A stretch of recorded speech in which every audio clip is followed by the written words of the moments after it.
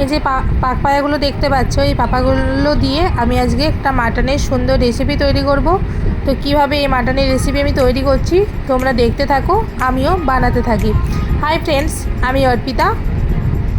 আমার channel Rimi foodie channel তোমাদের সবাইকে জানাই স্বাগতম। আজকে বানাবো মাটনের একটা সুন্দর রেসিপি। প্রতিদিনের মতো আজকেও চলে এসেছি একটা সুন্দর রেসিপি নিয়ে। তোমরা দেখতে থাকো, আমি চলো বানাতে থাকি। এখানে আমি 550 গ্রামের মতো মাটনটাকে প্রথমে খুব ভালোভাবে জল দিয়ে ধুয়ে নেব। জানি অনেকেই হয়তো মাটন ধো না, বাট মাটন না ধুলে মাটনটা ঠিকঠাক রুচিসম্মতভাবে তৈরি হয় না।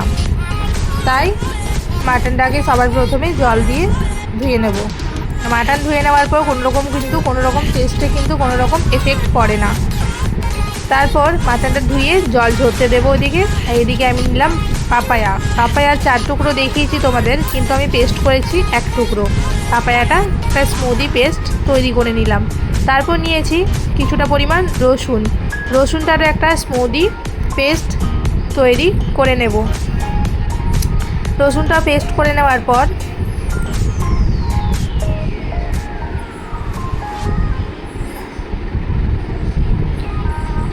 এবার আমি এখানে নেব আদা আর লঙ্কা দিয়ে একটা স্মুদি পেস্ট তৈরি করে নেব।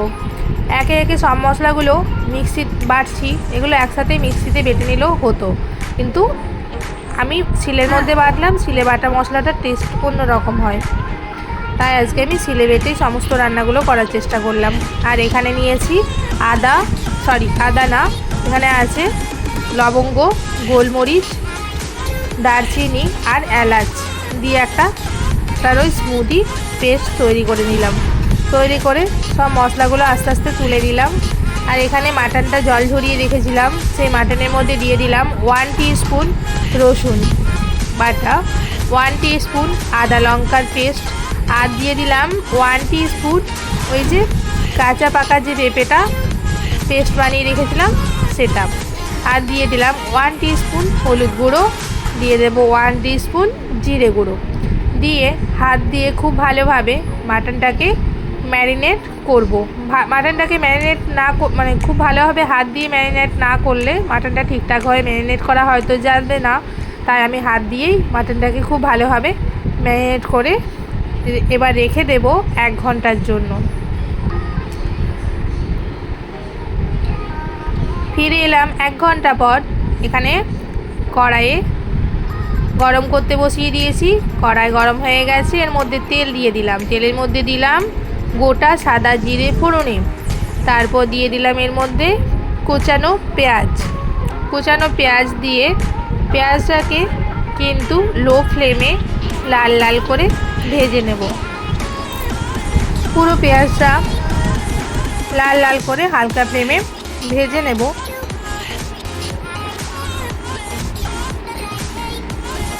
গ্যাসটা সবসময় লো ফ্লেম নয়, মিডিয়াম টু লো ফ্লেমে রাখার চেষ্টা করব। আর এখানে পেঁয়াজের পরিমাণটা এ রান্নায় একটু বেশিই দেব।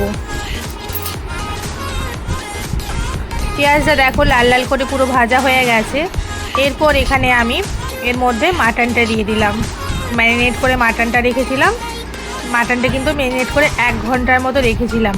এই মাটনটা এবার এর মধ্যে দিয়ে এবার গ্যাসটা একটু বাড়িয়ে দেবো। একদম ফুল ফ্লেমে থাকবে না, একটু সামান্য বাড়াবো।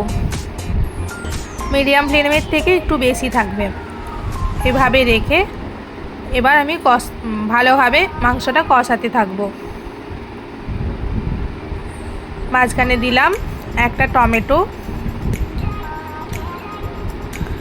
টমেটোটা দিয়েও বেশ ভালোভাবে কষাতে থাকবো।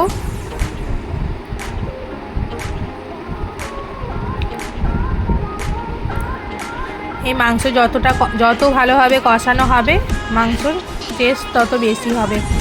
এবার এখানে দেব স্বাদ মতো নুন, দেব কাশ্মীরি লাল লঙ্কার গুঁড়ো, দিয়ে আরও বেশ ভালোভাবে কষাতে থাকবো। এখানে কিন্তু আমি অন্যরকম কোনো এক্সট্রা মশলা দিইনি। ম্যারিনেট করার সময় দিয়েছিলাম জিরে গুঁড়ো আর হলুদ গুঁড়ো, আর এখন দিলাম নুন আর লাল লঙ্কার গুঁড়ো। এখানে আমি ধনে গুঁড়োটা ইউজ করিনি রান্নায়। তো দিয়ে ভালোভাবে হালকা হালকা একটু একটু করে জল দিয়ে মাংসটাকে খুব ভালোভাবে কষাতে হবে। হালকা হালকা করে জল দিয়ে কষাবো যাতে মশলাটা পুড়ে না যায় বা লেগে না যায়। এটা আমি মোটামুটি কষিয়েছিলাম সব মিলে 25 মিনিটের মতো। দেখতে পাচ্ছ মশলা থেকে কি সুন্দরভাবে তেল ছেড়ে দিয়েছে, আর মাংসটা পুরোপুরি দেখেই বুঝতে পারছো কষানো একেবারে রেডি হয়ে গেছে, আর কি সুন্দর একটা কালার তৈরি হয়ে গেছে। দেখেই বোঝা যাচ্ছে যে এটা কষানো পুরো কমপ্লিট হয়ে গেছে। 25 মিনিটের মতো কষিয়েছি সব কিছু মশলা দেওয়ার পর।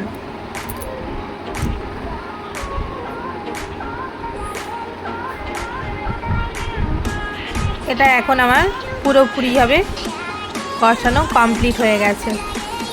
আর বারে বারে একটু একটু করে জল দিয়ে দিয়ে কষিয়েছিলাম, কারণ যাতে মশলাটা পুড়ে না যায়। পুড়ে গেলে পোড়া ভাবের একটা গন্ধ চলে আসবে, তার জন্য টেস্টটা নষ্ট হয়ে যাবে। দেখতে পাচ্ছ কি সুন্দরভাবে মশলা থেকে তেল ছেড়ে দিয়েছে। এবার আমি এই মাটনটাকে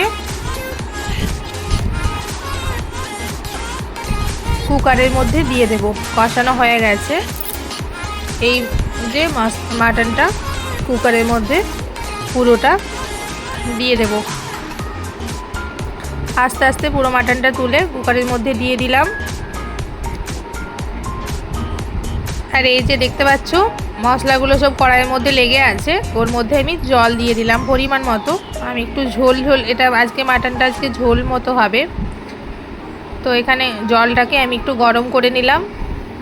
পুরো মশলাটাও ধোয়াও গেল আর জলটাও গরম করা হয়ে গেল। দিয়ে মাটনের মধ্যে দিয়ে দিলাম। দেখতে পাচ্ছ কালারটা কি সুন্দর হয়েছে, মনে হচ্ছে এখানেই মাটনটা পুরো তৈরি হয়ে গেছে। তারপর একটু কুকারটাকে গ্যাসের মধ্যে বসিয়ে ফুটতে দিলাম স্বাদ মতো চিনি, আর দিলাম গোলমরিচ, লবঙ্গ, দারচিনি আর এলাচের যে পেস্টটা বানিয়ে রেখেছিলাম সেটা দিয়ে 8টা সিটি দিয়ে নামিয়ে 10 মিনিট ঢাকা দিয়ে রেখেছিলাম। তারপর নামিয়ে নেওয়ার পর এরকম একটা সুন্দর মাটনের রেসিপি তৈরি হয়েছে। দেখতেই পাচ্ছ কতটা সুন্দর হয়েছে। 8টা সিটি দিয়েছিলাম, তারপর 10 মিনিট তারপর ঢেকেই রেখেছিলাম। তারপর 10 মিনিট পর তোমাদের খুলে এটা দেখিয়েছি কেমন হয়েছে কমেন্ট করে জানিও। ভালো লাগলে লাইক করো, চ্যানেলটাকে অবশ্যই সাবস্ক্রাইব করো। Thanks for watching.